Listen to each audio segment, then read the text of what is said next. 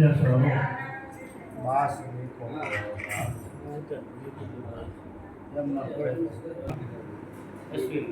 અને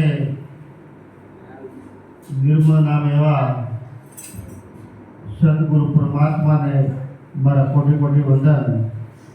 અહીં બિરાજમાન એવા સર્વે હરિભક્તોને મારા જય ગુરુ મહારાજ. આજનો રૂડો અવસર બુકરાવદર મુકામે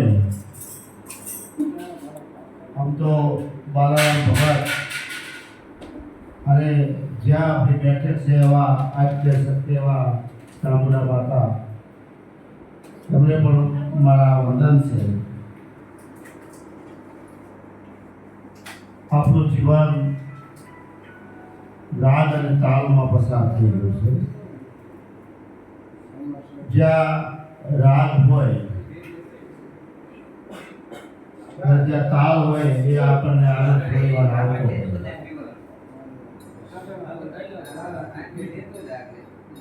પણ જીવનમાં શબ્દનો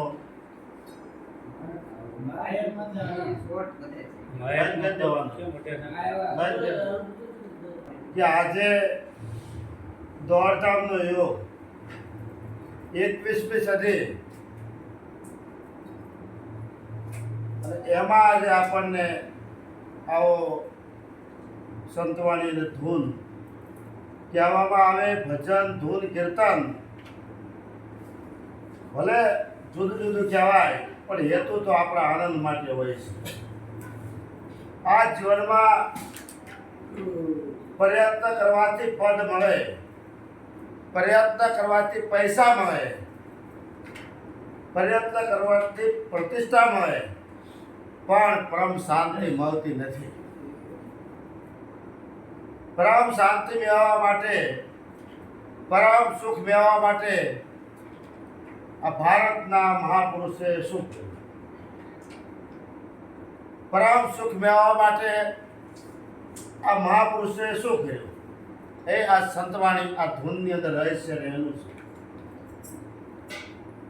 માટે આ જીવન શા માટે મળ્યું છે?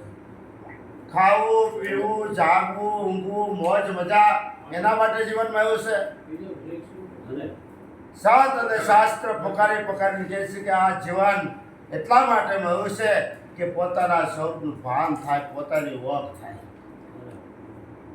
પોતાના સ્વરૂપનું ભાન એટલે આપણે તો દેહ તો બધાએ ઓળખી છે. આલ્બમની અંદર ફોટો હોય તો આપણો ફોટો પાના ફેરવતા હોય તો આપણો ફોટો આવે તો આપણે અટકી જાય. પણ સંતોએ જે વાત કરી છે, વિનયની વાત કરી છે, જેને કોઈ દેહ નથી તત્વની વાત કરી છે. કારણ કે આ દેહને તો બતાવો કે આપણે બધાને ઓળખી છે, પણ જરા વિચાર કરો, તમે તમને પૂછો કે તમે તમને ઓળખો છો? આ દેહની અંદર જુદારો કોણ છે? આ દેહની અંદર બોલનારો કોણ છે? આ દેહની અંદર એવી શક્તિ કોણ છે? એને નિરખવા માટે એવા કોઈ સંત પુરુષની જરૂર પડે છે. ભારતના ભગવાન હોય, રામ હોય તો રામે કોનું શરણ સ્વીકાર્યું? રામે વશિષ્ઠ મહારાજનું શરણ સ્વીકાર્યું. પૂર્ણ પુરુષોત્તમ એવા કૃષ્ણ એ કોનું શરણ સ્વીકાર્યું? સાંદીપના આશ્રમે ભણ્યા અને ધ્રુવસા મુનિનું શરણ સ્વીકાર્યું. આ દેશને આઝાદ કરનાર એવા રાષ્ટ્રપિતા મહાત્મા ગાંધી એ કોનું શરણ સ્વીકાર્યું? શ્રીમદ રાજચંદ્રનું શરણ સ્વીકાર્યું. ડંકો વગાડ્યો હે વિવેકાનંદે કોનું શરણ સ્વીકાર્યું? રામકૃષ્ણ પરમહંસનું શરણ સ્વીકાર્યું. તો માટે આપણને એમ થાય કે ઉંમર વધતી જાય, આપણને એમ થાય કે શિકારી બીજી બાજુ જોવો ને તો એક શ્વાસો ઘટતો જાય છે, આયુષ ઘટતું જાય છે. માટે જ કહેવાયું છે કે જય સંપત ભરી સાંપડે ગયા હોય છે ભાન, ગત અવસર આવે ને ગયા ના આવે પ્રાણ. ગયેલો અવસર, ગયેલા પ્રાણ પાછા આવતા નથી. મહેનત કરવાથી ગયેલી સંપત્તિ આવી જાય, પરદેશ ગયેલું વાહન આવી જાય, પણ ગયેલો અવસર પાછો આવતો નથી, ગયેલા પ્રાણે પાછા આવતા નથી. માટે હાલતું ચાલતું જન્મ તીર્થ છે. તમે હુતા હોય ત્યારે આનો દેખનારો કોણ છે, ધ્યાન રાખનાર કોણ હોય? નિંદ્રાને એક અવસ્થા કહેવામાં આવે છે. માટે એવી સહજ અવસ્થા કોને લાગુ પડે છે? સહજ સમાધિ કોને લાગુ પડે છે? તો એવા સદપુરુષ હોય એને સહજ સમાધિ લાગુ પડે છે. માટે આ જીવનનું ધ્યેય કરવા જેવું તો ઘણું છે, પણ આ જીવનમાં ઉત્તમ સેવા કરવાની. માનવ સેવા એ જ પ્રભુ સેવા. જેને ખરી સેવા કરી છે એને ભરપૂર લેવા મળે છે. ખાવા જેવો શું? તો ગમ ખાવા જેવો. આ જીવનમાં સહન શક્તિ આવશે તો જીતી જશો. આજે સહન શક્તિ ઘટે છે. આ વિશ્વમાં અમાપ શક્તિ છે, પણ જેના જીવનમાં સહન શક્તિ આવી જાય એનું જીવન સફળ બને છે. માટે કહેવાય છે કે જે સહન કરે એને સંત કહેવાય છે. સંત કોને કહેવાય છે? કે શાંતિ. આ જીવનમાં ભક્ત ન બનાય તો કાંઈ નહીં, સંત ન બનાય તો કાંઈ નહીં, અને ભગવાન ન બનાય તો કાંઈ નહીં, પણ આ સંત એમ કહે છે કે માનવતા પ્રગટ થાય ને તોય ખરું છે. માણસમાં ખપીને તોય ખરું છે. માણસ કોને કહેવાય? શું દારૂ પીતા એને માણસ કહેવાય? શું જુગાર રમતા હોય એને માણસ કહેવાય? મસાર કરતા હોય એને માણસ કહેવાય? વ્યભિચાર કરતા હોય એને માણસ કહેવાય?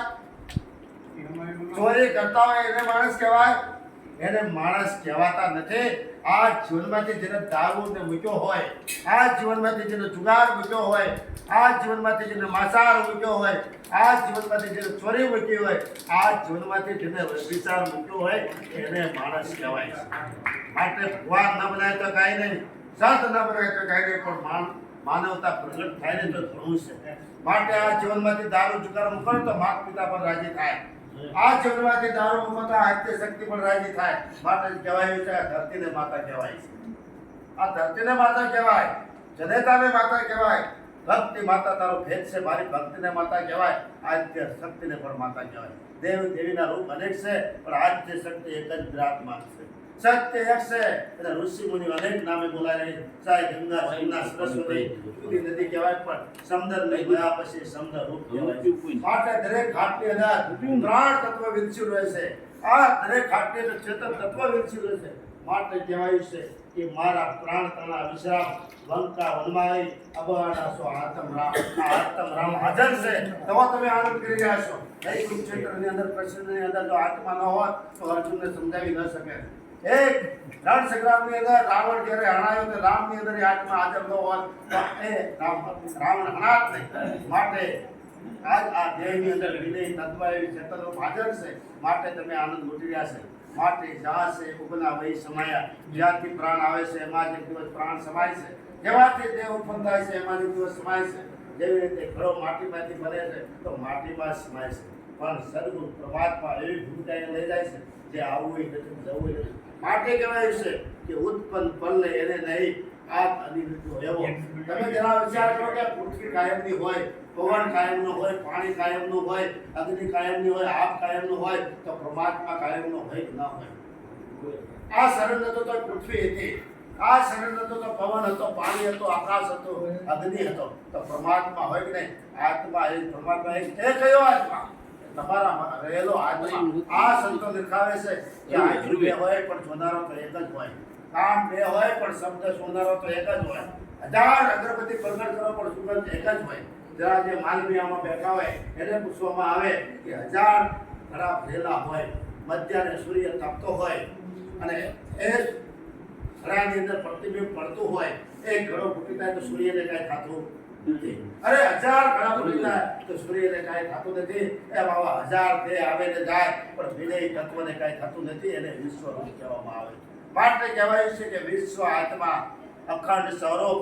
ખ્યાસા તાળી ન કરો ભાઈ, એ જ્ઞાની પુરુષની સમદ્રષ્ટિ. નામ જાણ્યાનું પારખું, વાદ વિવાદ મટી જાય. જેને નામ જાણ્યું હોય તો વાદ વિવાદ મટી જાય. આજે આખા વિશ્વનો વ્યવહાર નામના આધારે છે. માટે એ નામ કયું છે?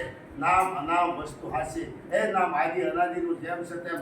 માટે કહેવાયું છે કે નામ ગુણથી પર સદગુરુ સાહેબ છે. જ્યાં કોઈ નામે નહીં, જ્યાં કોઈ ગુણે નહીં, જ્યાં કોઈ રૂપાય નહીં, એ સદગુરુ સાહેબ હાજર છે અને હાજરની કિંમત છે. માટે વાણીમાં આવે તો વણસી જાવે નિર્વાણી પદ તે હાચું. નામરૂપ ગુણથી ન્યારું તે જાહેર પદ. જે વસ્તુમાં કોઈ નામે નથી, જેમાં કોઈ ગુણે નથી, એવી વસ્તુ હાજર છે. જરા વિચાર કરો. કૃષ્ણ પરમાત્માએ જે વિશ્વરૂપ બતાવ્યું એ વિશ્વરૂપની અંદર કોઈ રંગે નથી, કોઈ રૂપે નથી. એને શું કૃષ્ણ કહેવામાં આવે છે? સંતો કહે છે કે આ તારું રૂપ હાજર છે, એને જરા તું જોઈ લે. માટે સંતોએ કીધું છે કે મન તું હોવું ત્યાં અથડા પીછું નથી બોલતું. આમાં બોલનારો કોણ છે? આમાં જે શબ્દ ઉમેર્યો છે શબ્દ મને દેખાતો નથી, પણ સંભળાય છે વાત, સંભળાય બધાને, પણ સમજાય તો કોકો ફેરલા એને ગુરુગમ મળે હોય એને સમજાય. માટે સાકરની અંદર ગ પણ રહેલું છે, ગ પણ દેખાતું નથી, પણ છે એ વાત નક્કી છે. ફૂલની અંદર સુગંધ દેખાતી નથી, એ છે એ વાત નક્કી છે. આકાશની અંદર વિમાન ઉડતું હોય એ નાનું પક્ષી જેવું લાગે, પણ એમાં હાંકનારો છે એ વાત નક્કી છે. માટે આ દેહની અંદર એ રામ ગાડી હાંકનારો છે એ વાત નક્કી છે. માટે હાજર જે છે એ 24 કલાક હાજર છે.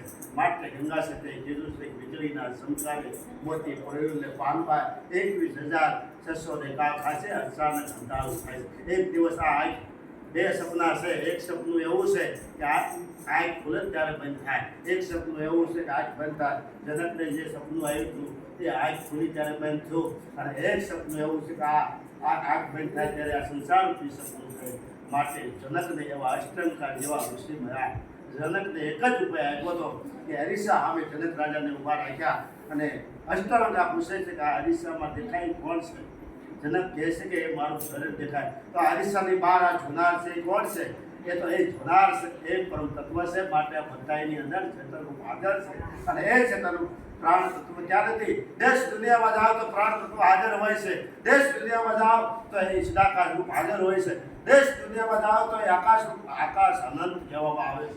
માટે નરસિંહ મહેતાએ કીધું કે ભોઈ રે ભરવાન હરીને વેચવા હાલી જો કોઈ મરારી. મટુકેમાં જોયું, નિરખીને જોયું, પરખીને જોયું કે શું આમાં પરમાત્મા હોય, પણ જેને નિરખવાની આંખ મળે, આંખ મારી ઉઘડે ત્યાં સીતારામ દેખું. અને હનુમાનજી મહારાજે કીધું છે કે આવા મહા મનકાથી શું? એને તો હૃદયમાં પરમાત્મા હતા. માટે આ જીવન મળ્યું છે. આ જીવનની અંદર આપણને મટુકેમાં પરમાત્મા દર્શન થાય છે. આપણને વિશ્વરૂપમાં કૃષ્ણ પરમાત્માએ અર્જુનને વિશ્વરૂપમાં દર્શન કરાયા, અને અસુરા માતાને ક્યાં દર્શન થયા? કાનને કીધું કે તારું મુખ ખોલ, તે માટી ખાધી છે. જેવું મુખ ખોલે છે અખિલ બ્રહ્માંડના દર્શન થાય છે. માટે જેની માથે ગુરુના બેન હાથ હોય છે, જેની માથે ગુરુની કૃપા હોય છે, એને કાયમ માટે લીલા તૈયાર છે. માટે આવેલો શ્વાસ મને અટકી જાય છે. એક શ્વાસ મેં 3 લોક કા મોલ. આવેલો શ્વાસ ફરી આવે કે ના આવે એની કોઈ ગેરંટી નથી. માટે જાનકી નાથે નતું જાણ્યું કે કાલે શું થવાનું છે. રામ જેવા રામે નતું જાણ્યું તો ભવિષ્ય માટે ભૂતકાળને ભૂલી જાઓ અને ભવિષ્યની પરવા ન કરો. વર્તમાનને સંભાળીને અત્યારે આ મનુષ્ય રૂપી દેહ મળ્યો છે. દેવથી દુર્લભ એવો દેહ મળ્યો છે. મનુષ્ય દેહ મળ્યો અતિ મોંઘો. માટે લાલન જેને આત્મ નહીં ઓળખાય તો મિથ્યા જન્માઈ આય. મનુષ્ય દેહ મળ્યો તો શું? તમે તમને જ ઓળખતા નથી. આ વિશ્વમાં શું કરવાનું એને ખબર નથી. તો માટે મિથ્યાપણું મિટાવવું હોય તો કઈ જાગૃત પુરુષ હોય, જે જાગેલા હોય ને એ જગાડી શકે. ઊંઘતા હોય ન જગાડી શકે, તેને તરતા જ ન આવડતું એ ન તારી શકે. માટે એવા સદગુરુ ભમ્યા હોય, સદગુરુ તમે મારા ધારણ હોય, એનું બાવડું પકડી લેવાની જરૂર છે. જાગૃત પુરુષનો સંગ કહેવાની જરૂર છે. માટે દ્રષ્ટિનું ફળ હોય છે, કર્મનું ફળ હોય છે, ભક્તિનું ફળ હોય છે, સેવાનું ફળ. માટે સંગ કરજો તો એવા સારા પુરુષનો સંગ કરજો. માટે સંઘનું પણ ફળ હોય તો એવાનો સંગ થાય છે તો આ જીવન બરબાદ થાય. ભારત દેશ આઝાદ થયો, અનેક મહાપુરુષે આઝાદ કરવામાં જીવનનું બલિદાન આપી દીધું, પણ તમે આઝાદ છો એક ફક્ત વ્યસનમાં બંધાણા છે, કોઈ ફેશનમાં બંધાણા છે, કોઈ હુંપણામાં બંધાણા, કોઈ જાતિપણામાં. મને માટે આ સદગુરુ પરમાત્મા છે અસત્યમાંથી આપણને સત્ય તરફ લઈ જાય છે. આ સદગુરુ પરમાત્મા આપણને અંધકારમાંથી પ્રકાશ તરફ લઈ જાય છે. આ સદગુરુ પરમાત્મા મૃત્યુમાંથી અમરત્વ તરફ લઈ જાય છે. આ સદગુરુ પરમાત્મા દેહને નાશવત બતાવે છે. આ દેહની અંદર બોલનાર શાશ્વત છે. આ સદગુરુ પરમાત્મા અજ્ઞાનને અંધારું કહે છે. જ્ઞાનરૂપી પ્રકાશ થાય તો હીરે અગમ સુજે છે. સદગુરુ મહારાજ કાળના મુખમાંથી બસાવી લે. 3 કાળમાં આ દેહ નથી, અને 3 કાળમાં કારણ કે આત્મા અજર છે, અમર છે, નવીના છે. આત્મા પદનો ક્યારેય વિનાશ થતો નથી. જરા તમે વિચાર કરો.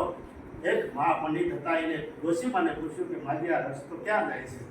ત્યારે માજી કોઠા સુધીમાં હતા, ભણેલા નતા. માટે જ કહેવાયું છે ભણેલા ભૂલી જાય, અભણ કેવું યાદ આવે. આ પદ છે ભણતર ગણતરમાં આવતું નથી. જો ભણતર ગણતરમાં આવતું હોત તો પેટ દીવા આપણો વારો ન આવત.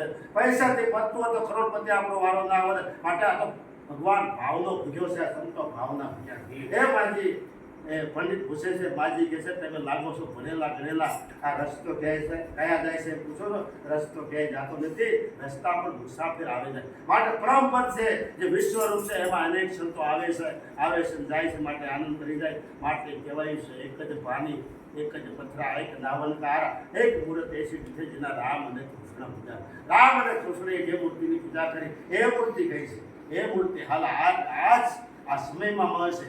ધ્યાન મૂલમ ગુરુ મૂર્તિ, પૂજા મૂલમ ગુરુ પદ, મંત્ર મૂલમ ગુરુ વાક્ય, મોક્ષ મૂલમ ગુરુ કૃપા. જેને ગુરુ ભેટ્યા છે એનું જીવન સફળ બને છે. આ પૂજા થાય તો કોઈ વ્યક્તિની પૂજા થતી નથી. વ્યક્તિની વાત નથી, વ્યાપકની વાત છે. આ કોઈ જાતિની વાત નથી, આ તો અજાતિની વાત છે. આ ધ્યેયની વાત નથી, વિધેયની વાત છે. માટે ગુરુ પર પંકજ પૂજતા શુદ્ધ જાય શિવવીરંશી શારદા ગુરુ તો ગાય. માટે આ જે મંત્ર સંત પુરુષના મુખે જે વાત આવે છે એ મંત્ર છે, એ જે વાક્ય છે મંત્ર સમાન છે. અને ગુરુની કૃપા પૂછવાય. આ માતાજી નરે જે માતા પિતાના આશીર્વાદ વગર છૂટવાનો માર્ગ નહોતો નથી, માટે છૂટવાનો ઉદ્યમ કરીને જીવ ભમણો બધા આપો એ છૂટે જે છોડાવે સદગુરાય. માટે પંથનો પાર આવે નહીં, આ દેશ નથી થાય તો આ ગુરુનો દેશ કાંઈ દૂર નથી. માટે જાણવા અને પૂછીએ તો ખુલાસો કરે જરૂર. માટે હમણે આપણા માટે સોનાનો સૂરજ કે હમણે આ માનવ યાત્રા પૂરી થઈ જશે. સંધ્યા ટાણું થાય, નેવા નમી જાય અને ખેતર પાકી જાય અને ભીતું ગળવા લાગે, પછી સત્સંગનો આનંદ નહીં આવે. યુવાનો જાગવાની જરૂર છે. સાચા સદભાવો પકડી આ દેહની અંદર એ ભીડી તત્વ કોણ છે, ચેતન કોણ છે એની ઓળખાણ કરવાની આ એ વસ્તુ દેખાતી નથી. એ વસ્તુ દેખવા માટે કુટુંબ દ્રષ્ટિની જરૂર પડે છે, જ્ઞાનની જરૂર પડે છે. માટે અંતમાં એક સાચી કહી અમારી વાણી વિરામ આપી. પરમ નમો ગુરુદેવને જેને આ જ્ઞાન એ જ્ઞાનથી ગોવિંદની ઓળખાણ થઈ અને એ જ્ઞાનથી આપણી નડતા રહ્યા. દેવ દેવી કોઈ નડતા નથી, પિતૃ નડતા નથી. આપણો અહંકાર, આપણી અવગાય, આપણું વિજ્ઞાન જ આપણને નડે છે. માટે આ નડતરને દૂર કરવા માટે નિરવકાશ ગુણ કીર્તન ભજન ભાવમાં જઈએ તો આપણું મન શાંત બને, આપણું જીવન સફળ બને. નિર્મળ બતું વેચ હરિના દર્શન આજે થાય. પાવર હાજર હોય તમે સાપ પડો 400 મહિને પાવ લાઈટ થાય એવું ન હોય, તરત જ થાય. એમ સદગુરુનો જો ઈશારો મળ્યો તો ફલમાં થાય. માટે આ સદગુરુ અને આ સંતનો ફળ સ્વીકારી જીવન સફળતાનો પ્રયત્ન કરી. થોડામાં ઘણું મારી આ ગુરુને જેથી બોલાય છે આમાં કંઈ સરસ થઈ હોય તો એ અમારું દાપણ છે. જે કાંઈ સુગમ વાત આવી તો એ ગુરુની કૃપા છે. આ જીવનમાં હરી ધારવાની જરૂર છે અને જેને જેને હરી ધાર્યો છે એનું જીવન સફળ બને છે. બોલો સદગુરુ મહારાજ.